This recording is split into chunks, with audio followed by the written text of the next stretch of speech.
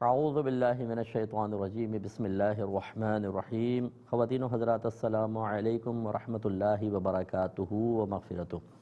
Programme احکام شریعت اور امام اعظم ابو حنیفہ رضی اللہ تعالی عنہ کے فقہ یعنی فقہ حنفی سے متعلقہ مسائل کے ساتھ آپ کی خدمت میں حاضر ہیں۔ کل ایک کویسچن تھا، وہ پھر وقتی قلت کی بنا پہ میں نے چھوڑ دیا۔ یہ یو کے سے کویسچن تھا، کسی نے کہا کہ آج کل ہمارے یہاں جو برقعے اور اسکارف ہیں وہ خاص ڈیزائنر ڈیزائن کرتے ہیں، اور اس ڈیزائننگ کے کورس کے لیے لوگ لندن جاتے ہیں اور یہ کورس کرتے ہیں اور پھر اس کو بناتے ہیں، اور یہ ایسے بنائے جاتے ہیں کہ ان کو پہن کر جب خواتین تقاریب میں جاتی ہیں تو ان کی مالی حیثیت کا اندازہ انہی سے ہو جاتا ہے، یعنی اس طرح کے لوگ اس کو پہن رہے ہیں، تو کیا حکم شرع ہوگا؟ دیکھیں، مسئلہ ایک تو یہ خوشائن بات ہے کہ برقع اور اسکارف باہر کے ملکوں میں استعمال کرنے کا موقع بھی مل رہا ہے اور بہنیں استعمال کر رہی ہیں، بہت اچھی بات ہے اور یہ مطلوب شرع بھی ہے۔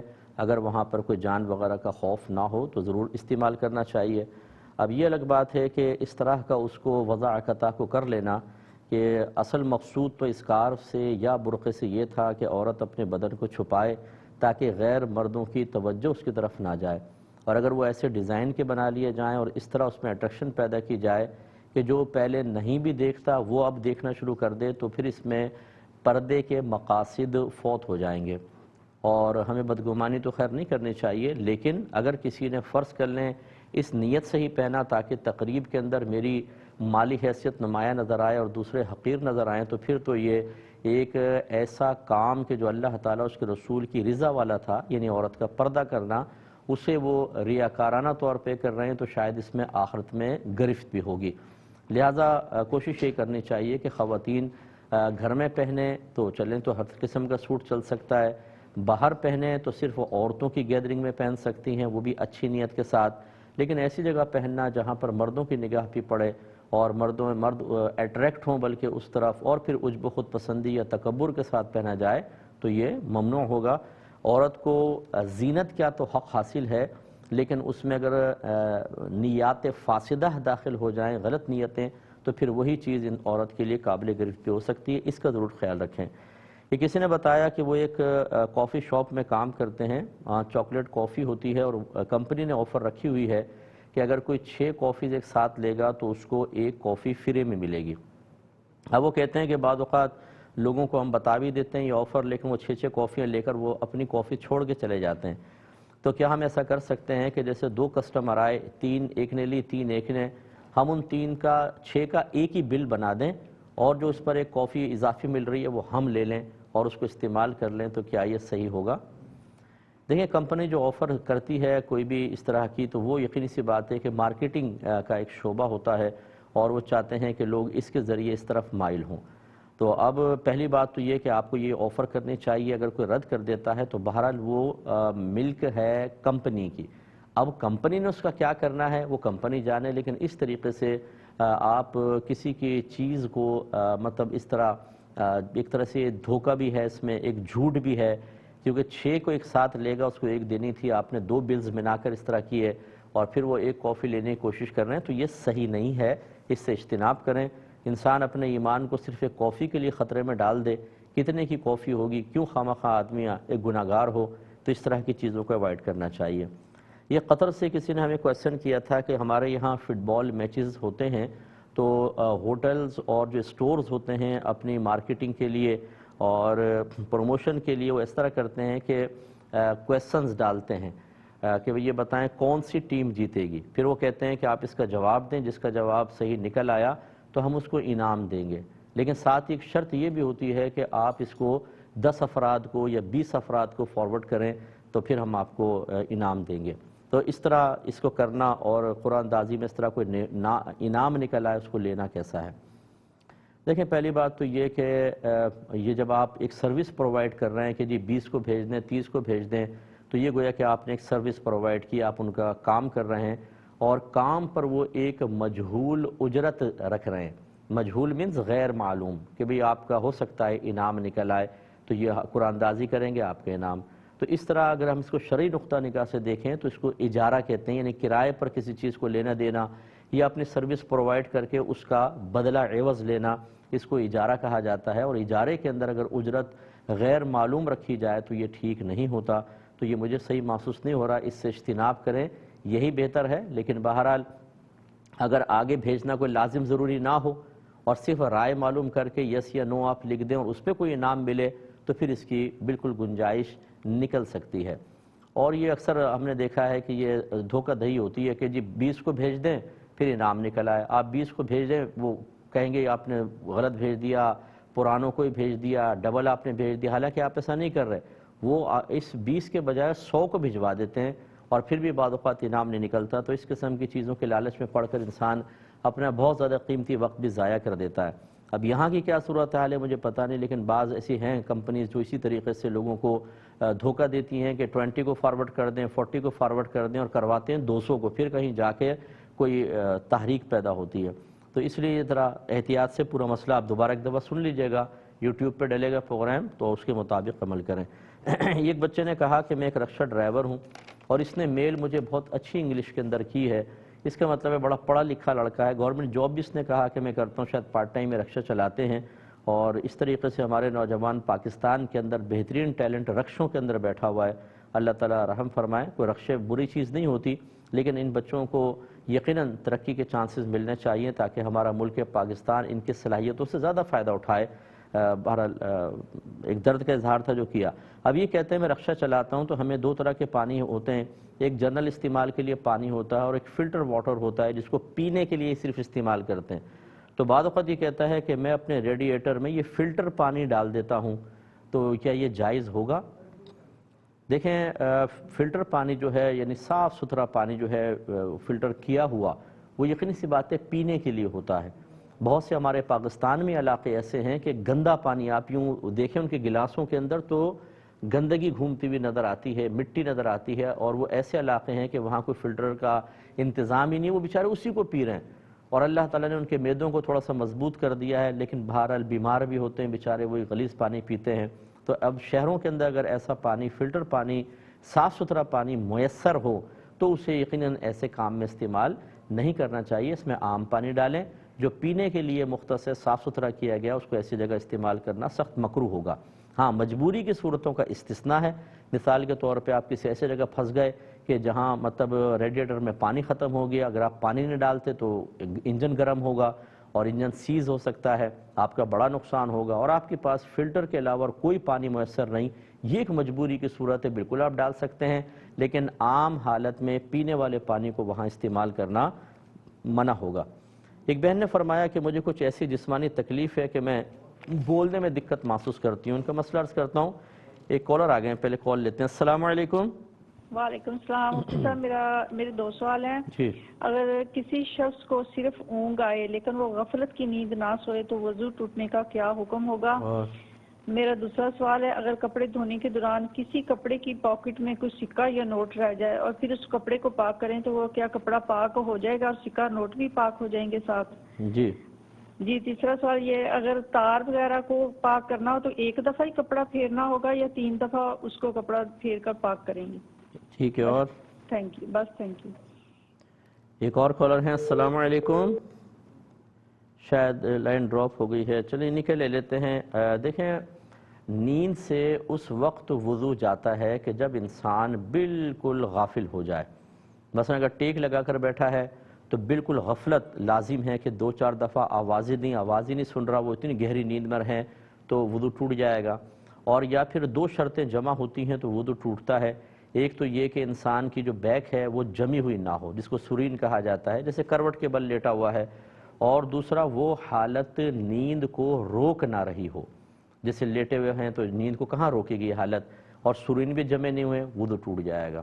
لہذا اگر کوئی کھڑے ہو کر سو گیا، اب سرین تو جمے نہیں ہوئے لیکن یہ حالت ایسی ہے جو نیند کو روکے گی، گہری نیند نہیں آ سکتی، جھونکے لیتا رہے گا، اب کھڑے ہو کے کون سو سکتا ہے، جانور تو سو سکتا ہے، انسان کے لیے مشکل ہے، تو لہذا وضو نہیں جائے گا۔ ایسی کوئی حالت رکوع میں سو گیا، یا جو مردوں کی حیت ہے سجدے کی کہ اس کے ہاتھ جو ہیں وہ پہلوؤں سے جدا ہوں، پیٹ رانوں سے جدا، ران پنڈلی سے جدا، بالکل کھل کر پھیل کے جیسے مرد سجدہ کرتا ہے، اسی حالت میں وہ سو جاتا ہے تو پھر اس کا وضو نہیں جائے گا۔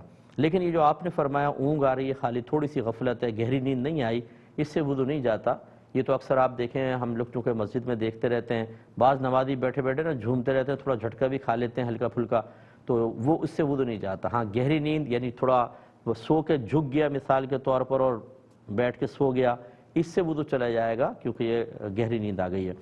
ایک یہ بہن نے جو فرمایا کہ اگر کپڑا ناپاک ہو جائے، اس میں نوٹ یا سکہ تھا، ہم نے کپڑے کو پاک کیا تو کیا نوٹ اور سکہ بھی پاک ہو جائے گا؟ تو جی ہاں بالکل پاک ہو جائے گا۔ ایک کالر مزید ہمارے ساتھ ہیں۔ السلام علیکم۔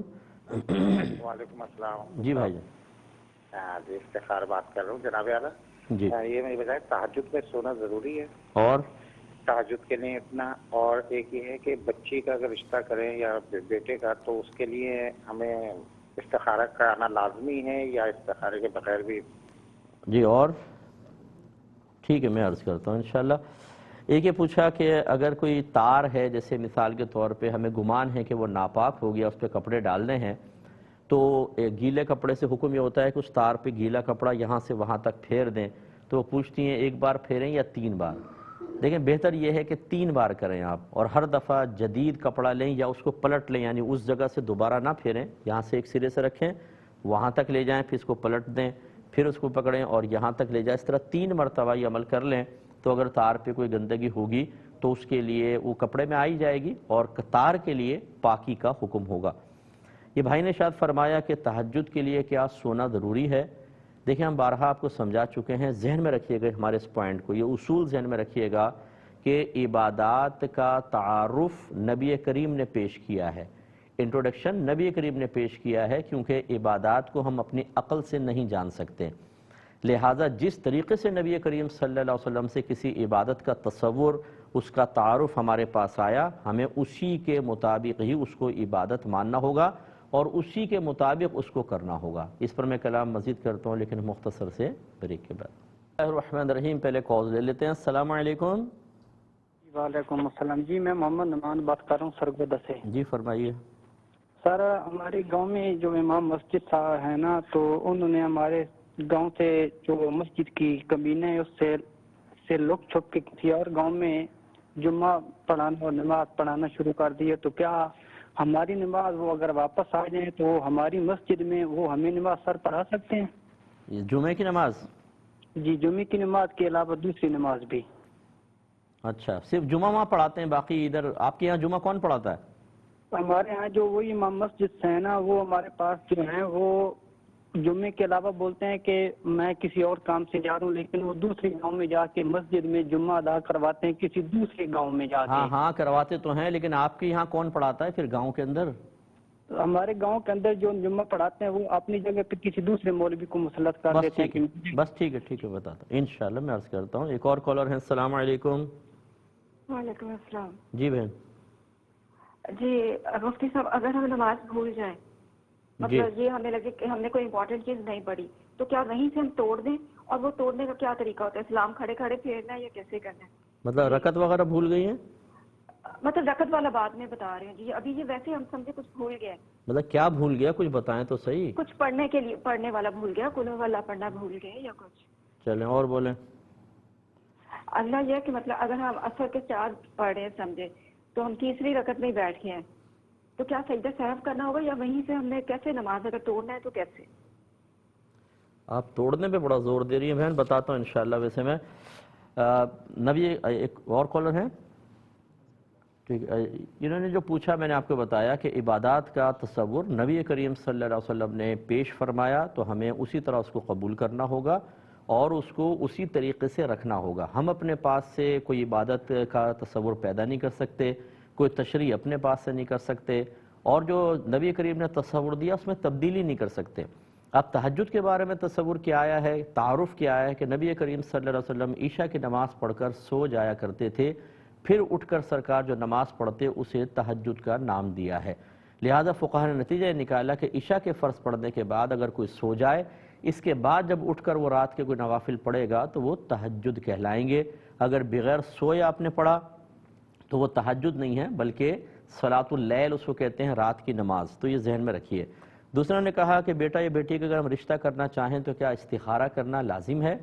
جی پہلی بات تو یہ کہ کوئی لازم نہیں ہے، اور دوسری بات یہ ہے کہ صرف استخارے پر اکتفا کرنا بھی بہتر نہیں ہے، میں اکثر آپ کو سمجھاتا ہوں کہ نبی کریم صلی اللہ علیہ وسلم نے یقیناً استخارے کی تعلیم دی ہے اور صحابہ کرام بھی استخارہ کرتے رہے ہیں، لیکن ان کے خواب شیطانی مداخلت سے پاک و صاف تھے۔ ان کو جو خواب میں اشارہ ملتا تھا وہ اللہ تبارک و تعالیٰ کی طرف سے ہونا، مطلب اس کا اغلب غالب گمان یہی کہ اللہ تعالیٰ کی طرف سے تھا، جبکہ ہمارے خوابوں کے اندر شیطانی مداخلت بہت زیادہ ہوتی ہے، کیونکہ ہمارے افعال و اعمال ہم خود جانتے ہیں ہم کس قسم کے کر رہے ہیں۔ اب ہوتا یہ ہے کہ بعض اوقات شیطانی مداخلت کی وجہ سے یس نو اور نو یس محسوس ہوتا ہے اور ہم کر گزرتے ہیں، اور آگے جب ہماری مرضی کے موافق رزلٹ نہیں آتا تو ہم معاذ اللہ استخارے کو برا بھلا کہتے ہیں۔ دوسری بات یہ ہے کہ فرض کر لیں کہ اللہ تعالیٰ کی طرف سے ہی اشارہ ہوا، اب وہ اشارہ کا مطلب یس یا نو تو ہے، یہ کہاں سے آپ نے کر لیا کہ یہ آپ کے حق میں مطلب جو آپ کی مرضی کے مطابق ہے ویسے ہی بہتری آئے گی؟ مثال کے طور پہ آپ نے رشتے کے لیے استخارہ کیا، یس آ گیا کہ ہاں اس لڑکے سے آپ بیٹی کا نکاح کر سکتے ہیں، آپ نے کر لیا اور ایک ہفتے بعد طلاق ہو گئی۔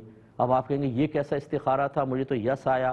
ہو سکتا ہے اس طلاق میں ہی آپ کے لیے بہتری ہو، اللہ تعالیٰ کا ازلی فیصلہ تھا یہی نکاح ہو اور طلاق میں بیٹی کے لیے بہتری ہو۔ اب اس راز کو ہم سمجھ نہیں پاتے، ہمارے نزدیک تو استخارے کے بعد اگر یس آیا تو اس کا مطلب رزلٹ یہ نکلنا چاہیے تھا کہ وہ کبھی رشتہ ختم نہ ہوتا، داماد جو ہے بیٹی کا بہت زیادہ خیال کرتا، سسرال بھی بہت اچھا ہوتا، اور بیٹی ہر دفعہ آ کے بہت سسرالیوں کی تعریف کرتی، ہم کہتے ہیں دیکھا استخارے کی کتنی برکات ہیں۔ تو میں نے اپنی زندگی میں بہت سارے لوگوں کو دیکھا ہے کہ استخارے کا مطلب تکلف کرنے کے بعد پھر وہ ہم سے کویسچن کرتے ہیں صاحب وہ رشتہ آیا تھا ہم نے استخارہ کر لیا اس میں نہ آ گیا، اب اگر ہم استخارے کے خلاف چلے جائیں کوئی مسئلہ تو نہیں ہوگا؟ سوال یہ پیدا ہوتا ہے کیوں کیا تھا آپ نے استخارہ؟ خالی رسم پوری کرنے کے لیے؟ استخارہ کا مطلب ہے اللہ تعالیٰ سے مشورہ طلب کرنا۔ تو ہماری تمام باتیں آپ ذہن میں رکھیں، اس لیے کوئی مجھ سے پوچھتا ہے تو میں مشورہ یہ دیتا ہوں کہ آپ مشاورت کریں، اچھی طرح تدابیر اختیار کریں، پھر ساتھ میں استخارہ چاہیں تو کر لیں، لیکن استخارہ ضمنی چیز ہے، اس سے کوئی قطعی رزلٹ نہیں آئے گا۔ اور یاد رکھیں کہ استخارہ کا تصور نبی کریم نے خود کرنے کا دیا ہے، یہ نہیں کہ آپ دوسرے سے استخارہ کروا لیتے ہیں جی استخارہ کیجئے گا، انہیں بھی تصویر گھما استخارہ کر کے بتا دیا۔ یہ صحیح جو شرعی تصور ہے بس یہ کہ آپ خود کریں، عشاء کی نماز کے بعد 2 رکعت نفل نماز استخارہ پڑھیں، اللہ کی بارگاہ میں التجا کریں کہ اللہ تعالیٰ جو میرے حق میں بہتر ہے وہ خواب میں دکھا دے۔ پھر اگر خواب میں آپ کو سفیدی یا سبزی نظر آئے تو سمجھ لیں یس ہے، اگر بلیک نظر آئے ریڈ نظر آئے تو نو ہے، اگر کوئی خاص علامت نہ ہو تو 1 دن کریں، 2 دن 7 دن تک کریں، کوئی نہ کوئی اشارہ آپ کو ملے گا۔ اس کے باوجود نہ ملے تو آپ چھوڑ ہی دیں، اب آپ مطلب تدبیر اور مشاورت کریں۔ لیکن میں اکثر یہ کہتا ہوں کہ استخارہ کی طرف آنے کے بجائے آپ یہ کر لیں، اس لیے نہیں کہ میں سنت کو روک رہا ہوں، بلکہ اس لیے کہ ہمارے لوگوں کے ایمان انتہائی ضعیف ہو چکے ہیں، کمزور ہو چکے ہیں، باقی شرعی تقاضے پتہ ہی نہیں ہوتے، استخارہ کرتے ہیں اور اس کے بعد معاذ اللہ کی بارگاہ میں شکوہ کرتے ہیں کہ اللہ تعالیٰ تو نے کیسا مشورہ دیا، ہماری تو بچی کا مستقبل تباہ ہو گیا، ان کے ایمان کو کون بچائے گا؟ کس نے کہا تھا آپ کو استخارہ کرنا واجب ہے؟ تو یہ تمام چیزیں ذرا دیکھ کر پھر آپ اس کے بارے میں کوئی فیصلہ کیجئے۔ یہ کہتے ہیں کہ ہمارے یہاں امام صاحب کا اجارہ تو تمام نمازوں کا ہے، 5 نمازیں بھی اور جمعے کا، لیکن امام صاحب اپنی جگہ جمعے میں کسی اور کو کھڑا کر کے کسی ہیلے بہانے سے دوسرے گاؤں میں نکل جاتے ہیں اور وہاں جا کے جمعہ پڑھا کر آ جاتے ہیں، کیا یہ صحیح ہے؟ دیکھیں بالکل غلط ہے، یہ یاد رکھیں، وہاں پہ بھی یقینی سی بات ہے جا کر وہ پیسے ہی لیتے ہوں گے۔ جب انسان اپنی سروس پرووائڈ کر کے باقاعدہ سیلری لے رہا ہو، اس کو اجارہ کہتے ہیں، جیسے میں نے آپ کو بتایا تھا، اور ایک اجارہ جب آپ نے کر لیا تو اس دوران اسی وقت میں کسی اور کا اجارہ نہیں کر سکتے ہیں، ناجائز ہے۔ یہ امام صاحب جو جا کے دوسرے کا جمعہ پڑھا رہے ہیں، لوگوں کا جمعہ تو ہو جائے گا، لیکن امام صاحب بھی گناہ گار ہیں، اور اگر وہاں کی کمیٹی جانتی ہے وہ بھی گناہ گار ہے۔ لہٰذا امام صاحب اپنی جگہ مجبوری کے تحت، اگر سخت مجبوری ہے تب تو یہ ٹھیک ہے، وہ کسی کو مقرر کر کے، کوئی فوتگی ہو گئی، دیگر مسائل ہو گئے، خود بیمار پڑ گئے تو اپنی جگہ کسی کو مقرر کر سکتے ہیں، لیکن یہ طریقہ صحیح نہیں ہے کہ یہاں پہ کسی کو کھڑا کیا اور وہاں جا کے جمعہ پڑھا رہے ہیں، اجارہ یہاں پر کیا ہوا ہے وہاں پر بھی اجارہ کر کے پیسہ کما رہے ہیں، یہ صفقہ فی صفقہ کہلاتا ہے، یہ شرعاً جائز نہیں ہے۔ امام صاحب کو خیال کرنا چاہیے، انہیں پیار محبت سے سمجھائیے، کمیٹی بٹھائے اور شرعی مسئلہ بتائے اور ان کو مجبور کریں کہ آپ یہاں جمعہ پڑھائیں یا جمعے کا اجارہ یہاں ختم کر دیں، پھر وہیں پڑھائیں، پھر یہاں پہ کمیٹی کسی اور کو رکھ کر اور ان کو پیسے دیں، ٹھیک ہے۔ ایک یہ کہتے ہیں کہ بہن نے فرمایا کہ اگر نماز میں کچھ پڑھنا بھول جائیں تو کیا نماز توڑ دیں اور کیسے توڑنا ہوتا ہے؟ دیکھیں بہن، میں آپ سے گزارش کرتا ہوں اور دیگر جو میری بہنیں اور بھائی ہمیں سن رہے ہیں، یہ مسائل آپ کو 7ویں سال یعنی 7 سال ہو گئے، 8ویں میں داخل ہوئے تو یہ سیکھنے چاہیے تھے۔ زیادہ زیادہ 10 سال تک تو آپ کو آ جانے چاہیے تھے، کیونکہ نبی کریم نے فرمایا جب بچہ 7 برس کا ہو جائے اس کو نماز کا حکم دو، 10 برس کا ہو جائے تو مار کر نماز پڑھاؤ۔ تو اس لیے یقینی سی بات ہے کہ نماز کا حکم جب آپ دیں گے تو اس کو نماز کا طریقہ آنا چاہیے، طہارت وغیرہ سب اس کو معلوم ہونی چاہیے، نماز میں کیا کیا ہوتا ہے وہ ضروری بیسکس اس کو آنی چاہیے، تبھی تو نماز کا حکم دیں گے اور سختی کریں گے۔ اس میں اشارہ ہے نبی کریم صلی اللہ علیہ وسلم کی طرف سے کہ 10ویں سال میں بچے کو سب کچھ آنا چاہیے، تاکہ وہ قریب البلوغ ہے، جب بالغ ہوگا پھر غلطی کرے گا تو گناہ گار بھی ہوگا۔ تو میری بہن برا نہیں مانیے گا، میں کوئی آپ پہ وہ طنز نہیں کر رہا ہوں، میں جواب ہی دے رہا ہوں، لیکن میں سب کو ترغیب دیتا رہتا ہوں کہ آپ باقاعدہ علم دین سیکھیں۔ آپ کا یہ کویسچن کرنا کہ غلطی ہو جائے تو نماز توڑ دیں، یہی ظاہر کرتا ہے غلطی پہ نماز کوئی توڑی جاتی ہے۔ اگر آپ فرض کر لیں کہ کوئی چیز بھول گئیں، الحمد شریف پڑھنا بھول گئیں، یہ کل بھی آپ کو مسئلہ بتایا تھا، یاد آ گئی، آپ دوبارہ الحمد پڑھیں گی۔ اگر سورت پڑھنا بھول گئی، سورت پڑھیں گی۔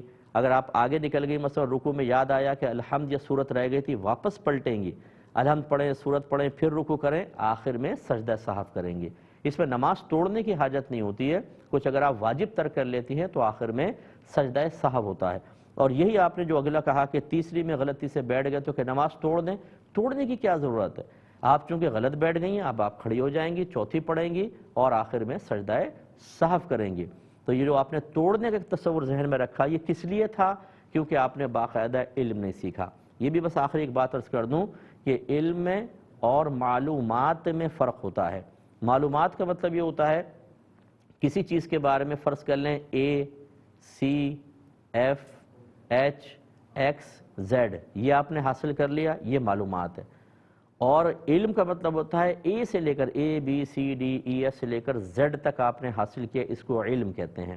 ہمارے پاس نمازوں کے، وضو کے، چیزیں پاک کرنے کی معلومات ہوتی ہیں، علم نہیں ہوتا، کیونکہ ہم نے باقاعدہ کسی عالم دین سے نہیں سیکھا ہوتا، کسی کتاب میں جس میں ترتیب سے سب چیزیں لکھی ہوں، مثلا وضو کے فرائض کیا ہیں، اس کے سنن کیا ہیں، وضو کا طریقہ کیا ہے، وضو کن چیزوں سے ٹوٹ جاتا ہے، کب وضو فرض، کب واجب، کب سنت، کب مستحب، یہ سب آپ سیکھیں گے تو گویا کہ اے ٹو زیڈ وضو کے بارے میں سیکھ لیا۔ علم سیکھنا لازم ہے، معلومات حاصل کرنا نہیں۔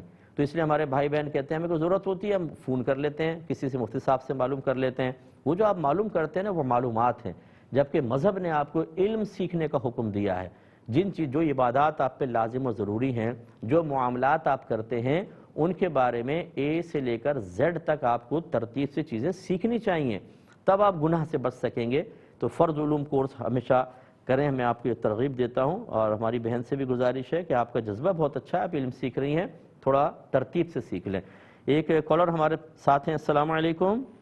وعلیکم السلام، میں راولپنڈی سے بول رہی ہوں۔ جی بہن، مجھے یہاں پر سردی آپ کو پتہ بہت زیادہ پڑتی ہے، تو مجھے کسی نے کہا کہ اگر فجر میں آپ نے وضو کر لیا اور اس کے بعد ساکس پہن لی تو جب بھی آپ نے دوبارہ وضو کرنا ہو تو پاؤں پر گیلے ہاتھ کر کے صرف ساکس کے اوپر پھیر لے تو وضو ہو جائے گا، کیا یہ صحیح ہے؟ ٹھیک ہے۔ اور دوسرا سوال یہ ہے کہ فجر کی جب اذان ہو جائے تو سوائے فجر کی نماز کے آپ کچھ نہیں پڑھ سکتے، تو کیا فجر کی سنتوں سے پہلے ہم کوئی قضا نماز پڑھ سکتے ہیں؟ ٹھیک ہے۔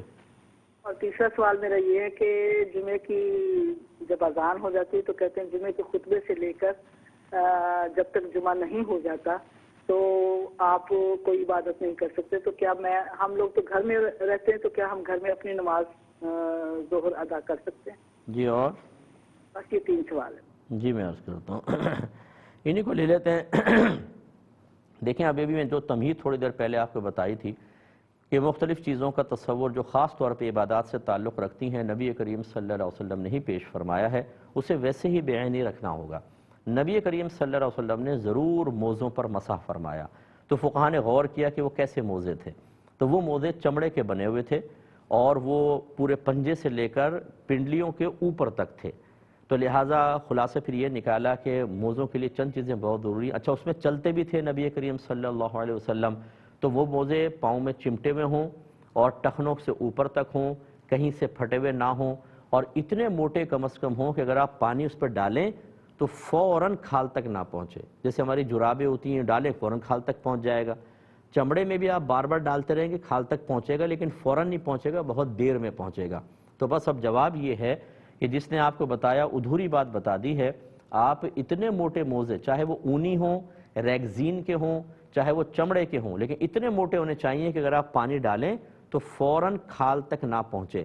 وضو کرنے کے بعد ایسے موزے موٹے آپ پہن لیں، اور پھر جب آپ کا وضو ٹوٹے تو باقی وضو تو آپ پورا کریں گی، لیکن موزوں پر دونوں ہاتھ گیلے کر کے صرف پنجوں کی طرف سے یوں پنڈلی کی طرف لا کر صرف مسح کر لیں اور یہ 1 دن 1 رات تک آپ کر سکتی ہیں۔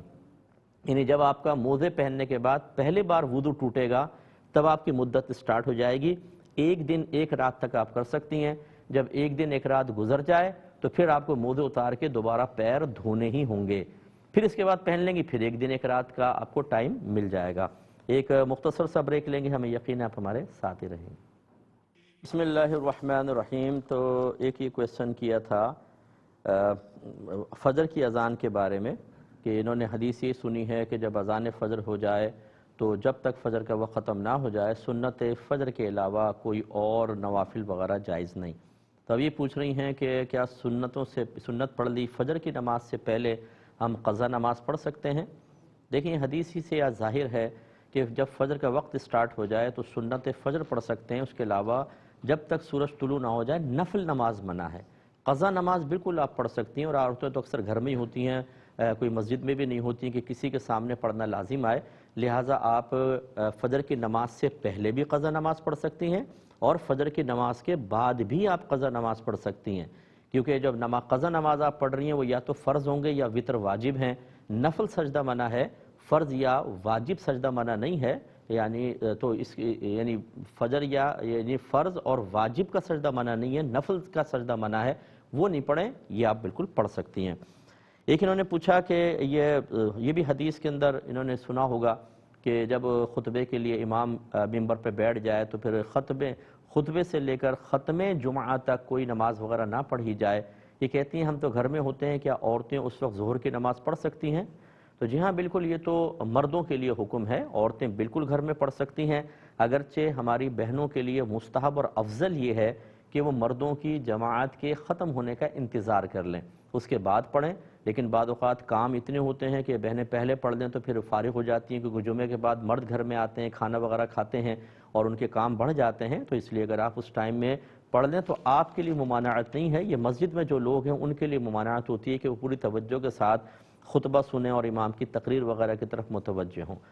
یہ کویسچن آ رہا تھا، آفر تھا، رہ گیا تھا۔ ایک بہن کہتی ہیں کہ مجھے جسمانی تکلیف کچھ ایسی ہے کہ مجھے بولنے میں بہت دقت ہوتی ہے، تو میں 4 رکعت جب نماز پڑھتی ہوں تو بعض اوقات 20 سے 25 منٹ تک پڑھتی رہتی ہوں، تب کہیں جا کے وہ نماز کمپلیٹ ہوتی ہے، تو کیا مجھے فرض کی جو آخری 2 رکعتیں ہیں اس میں الحمد کے بجائے کچھ اور پڑھنے کی اجازت ہے یا نہیں؟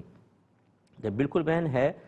یاد رکھیں کہ جب آپ 4 فرض پڑھتے ہیں تو اس کی پہلی 2 رکعتوں میں الحمد اور اس کے ساتھ سورت ملانا یہ دونوں واجب ہوتے ہیں، لیکن تیسری اور چوتھی میں الحمد شریف کا پڑھنا صرف مستحب یعنی افضل ہے، واجب نہیں، لہٰذا آپ اس کو چھوڑ کر 3 بار سبحان اللہ سبحان اللہ سبحان اللہ پڑھیں اور آپ رکوع کر سکتی ہیں، اور نماز طرح تیسری چوتھی کے اندر صرف سبحان اللہ کہہ لیں کافی ہے۔ یہ بہن فرماتی ہیں کہ میری ایک گولڈ کی انگوٹھی گم ہو گئی تھی، کسی نے مجھے یہ کہا کہ پہلے آپ شوہر کے ساتھ جسمانی تعلق قائم کریں، اس کے بعد جنابت سے پہلے 100 بار یا کریمو یا عظیمو پڑھیں، پھر آپ غسل کریں تو آپ کو انگوٹھی مل جائے گی۔ تو اب یہ بہن پوچھتی ہیں کہ کیا جنابت کی حالت میں میرا یہ ذکر الہی کرنا شرعاً جائز ہے کہ نہیں؟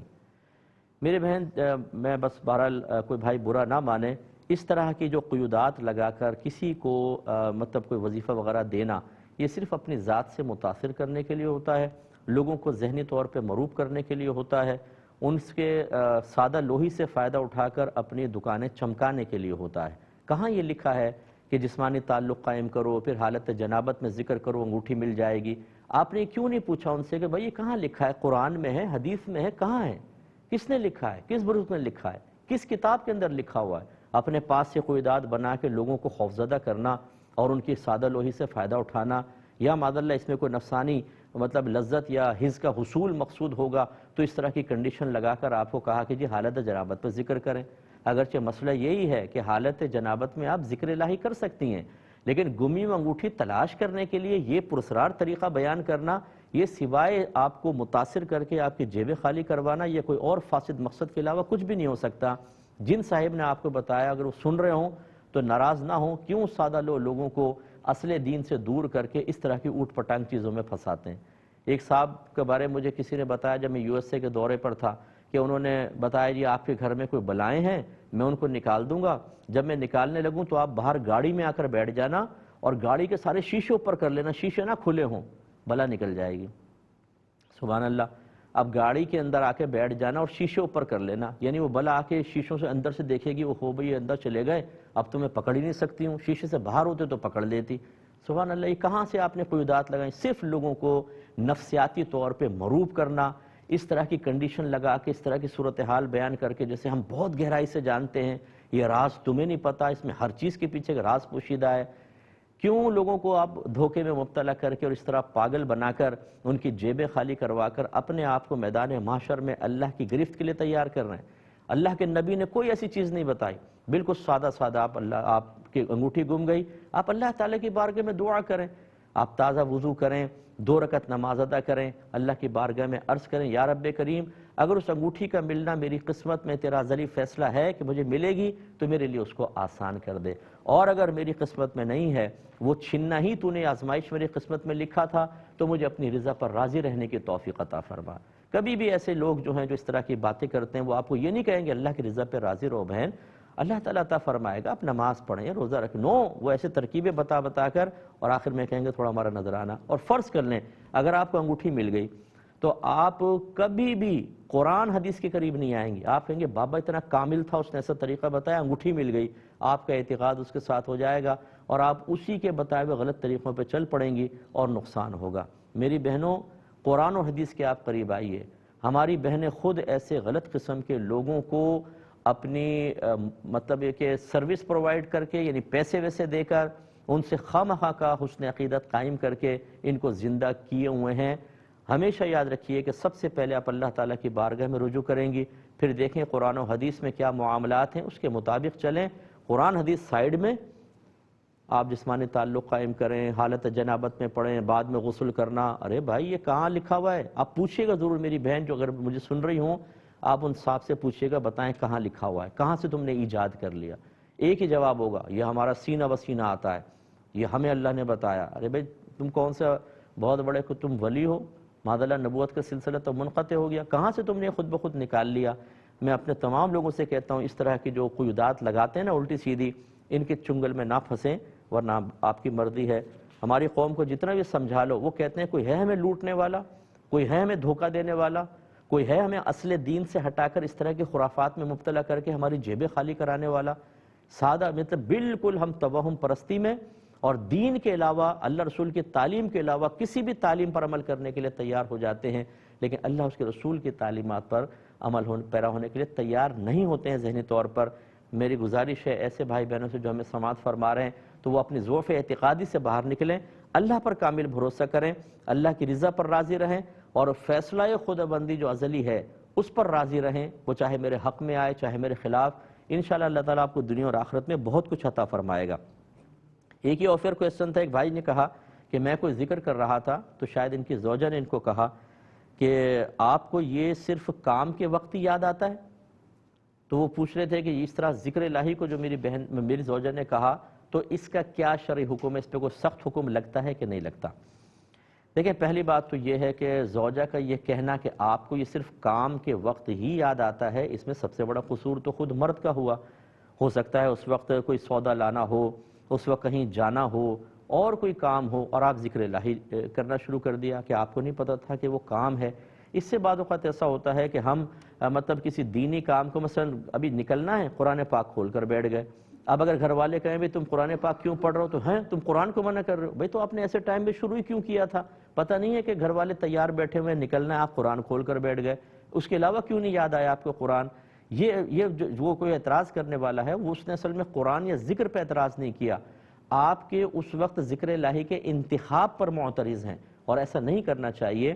ہمیشہ یاد رکھیے کہ وہ مستحب جو کسی کے لیے باعث تکلیف ہو، نفرت کا باعث ہو، بعض اوقات مستحب نہیں رہتا بلکہ مکروہ بن جاتا ہے۔ ایسے اب میں مثال دے رہا ہوں، سب گھر والے سو رہے ہیں اور سونے کا ہی ٹائم ہے، آپ رات کے 1 بجے اٹھ کر بلند آواز سے قرآن پڑھنا شروع ہو گئے، سب ڈسٹرب ہو رہے ہیں۔ اب قرآن پڑھنا مستحب، اونچی آواز سے پڑھنا بہت اچھا، جہاں تک آواز جاتی ہے بعض اوقات شیطان بھاگتا ہے اور برکات نازل ہوتی ہیں، لیکن اس مستحب کو آپ نے ایسے وقت میں کیا کہ لوگوں کو تکلیف ہو رہی ہے، اب آپ کے قرآن پڑھنا باعث ثواب نہیں ہوگا، آپ کو گناہ ملے گا، یہ مکروہ ہو جاتا ہے۔ اس لیے بہرحال آپ کی زوجہ پر کوئی سخت حکم نہیں ہے، آپ پر یقیناً ہے ایسے وقت میں ایسی چیز نہ کریں کہ سامنے والا آزمائش میں مبتلا ہو۔ اس لیے فقہا نے لکھا کہ کسی کو کلمہ کفر کہنے پر مجبور کرنے والا خود بھی قابل گرفت ہوتا ہے۔ ایسا کویسچن کسی سے نہ کریں کہ وہ جواب میں کلمہ کفر کہہ دے۔ مثلا ایک آدمی الٹے ہاتھ سے کھا رہا تھا، آپ نے کہا کہ بھائی سیدھے ہاتھ سے کھا لو، وہ نہیں مانا، تو آپ نے کہا کیا تو کافر ہے؟ اس نے غصے میں کہا ہاں میں کافر ہوں معاذ اللہ، تو کیا ہوا؟ اب آپ کو کیا ضرورت تھی آپ کو یہ کہنے کی کہ الٹے ہاتھ سے کھانے سے کافر ہو جاتا ہے آدمی؟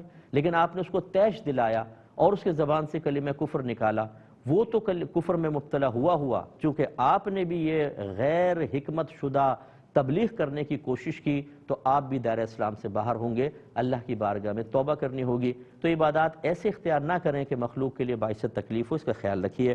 یہ بھائی کہتے ہیں کہ ہم سال جب زکوٰۃ کا سال پورا ہوتا ہے تو بعض اوقات زکوٰۃ علیحدہ نکال لیتے ہیں لیکن ادا نہیں کرتے ہیں، آہستہ آہستہ دیتے رہتے ہیں۔ جیسے کہتے ہیں ہمارے جمادی الاولیٰ کے اندر سال پورا ہوتا ہے تو ہم رمضان کا ویٹ کر لیتے ہیں، رمضان میں نکالتے ہیں، کیا یہ صحیح ہے؟